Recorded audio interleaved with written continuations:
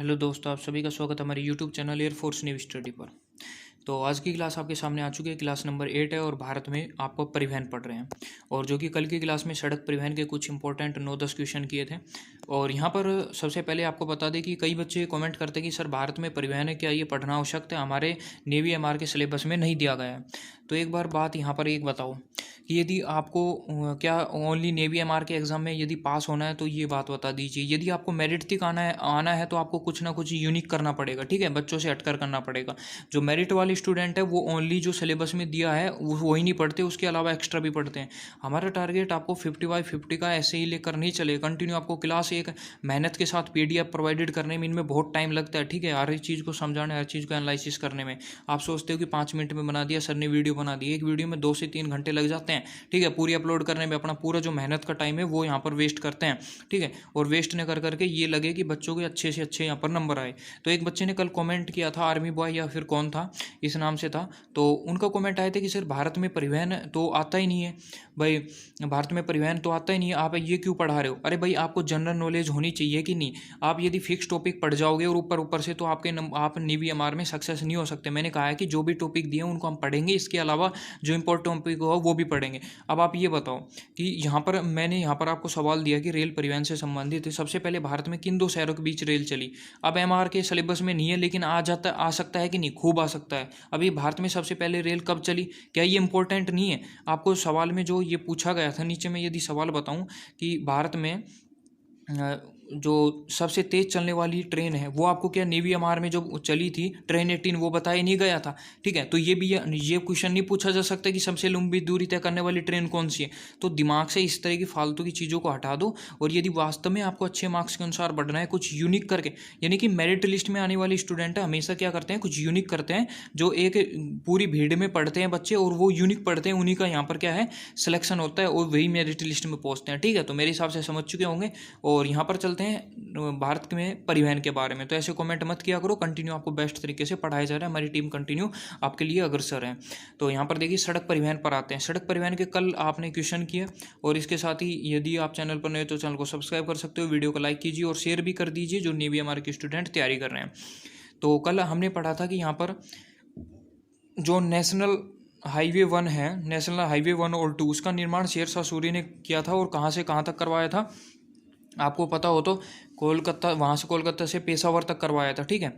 वहाँ से पेशावर तक किया था, करवाया था। लेकिन वर्तमान में यहाँ कहाँ है, ये कहाँ है, जो कि कहाँ पर है, यहाँ दिल्ली तक है, सॉरी वहाँ तक है, उड़ी सेक्टर तक है। वर्तमान में उड़ी सेक्टर है, क्योंकि जो पेशावर का जो स्थान है वो पाकिस्तान में चला गया है, और पाकिस्तान से, यानी कि पाकिस्तान बंटने से पहले ही बनाया था, ठीक है। तो मेरे हिसाब से आप इस चीज़ को समझ चुके होंगे।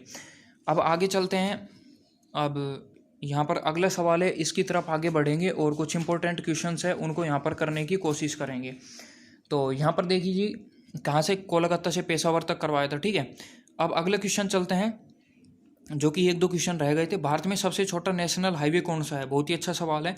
तो यहाँ पर सी ऑप्शन राइट होगा, NH-71A भारत का सबसे छोटा नेशनल हाईवे, आपकी जनरल नॉलेज के हिसाब से पूछा जा सकता है, जो कि कुडानूर से वेलिंगटन तक है और जो कि केरल में स्थित है। ओनली 6 किलोमीटर है, कौन थे, ओनली 6 किलोमीटर ही है स्थित है, ठीक है। तो मेरे हिसाब से समझ चुके होंगे, ऐसा क्वेश्चन पूछा जा सकता है, नेवी एमआर में देख लेना। अगले क्वेश्चन चलते हैं। सेकंड, भारत का सबसे बड़ा पुल कौन सा है जो कि ढोला सदिया है, वो किस राज्य में? बहुत ही अच्छा सवाल है। तो सी ऑप्शन राइट हो जाएगा, असम आ जाएगा, क्योंकि कई बच्चे बिहार करेंगे, जो बिहार का ये ढोला सदिया नहीं है बल्कि बिहार का दूसरा है। और कमेंट कर बता सकते हो कि बिहार का दूसरा कौन सा है, ठीक है। जो कि ढोला सदिया ये है, ठीक है, जो कि लगभग आपको यहाँ पर बात करें तो कितना किलोमीटर लंबा है, 9.15 किलोमीटर ही है लंबा है, ठीक है। आपको सारी चीज़ें इंपॉर्टेंट यहाँ पर बता जा रही है, तो बस आप कंटिन्यू पढ़ते रहिए, आपको बढ़िया तरीके से पढ़ाई जाए। जो कि पुल की लंबाई कितनी, 9.15 किलोमीटर है। आगे चलते हैं अब रेल परिवहन पर। सड़क परिवहन के इंपॉर्टेंट क्वेश्चन कर चुके हैं, पूछेंगे तो नेवी एमआर में उनसे ही पूछेंगे, उनसे बाहर नहीं पूछेंगे। अब आ जाते हैं क्वेश्चन नंबर 3, भारत में सबसे पहले रेल किन 2 शहरों के बीच चली? तो यहाँ पर डी ऑप्शन राइट होगा, मुंबई से थाने के बीच चली थी। अगले क्वेश्चन चलते हैं, और हमारे से क्वेश्चन पूछा जा सकता है कि भारत में सबसे पहले रेल कब चली? बहुत ही अच्छा सवाल है, जो कि आप ध्यान रखना, सी ऑप्शन राइट होगा, 16 अप्रैल 1853 को यहाँ पर सबसे पहले भारत में सबसे पहली रेल चली थी, ठीक है। बहुत ही अच्छा सवाल है, जनरल नॉलेज के सवाल ही आपको याद होनी चाहिए और मेरिट लिस्ट में यदि आपको आना है थोड़ा एक यूनिक अलग से पढ़ना पड़ता है।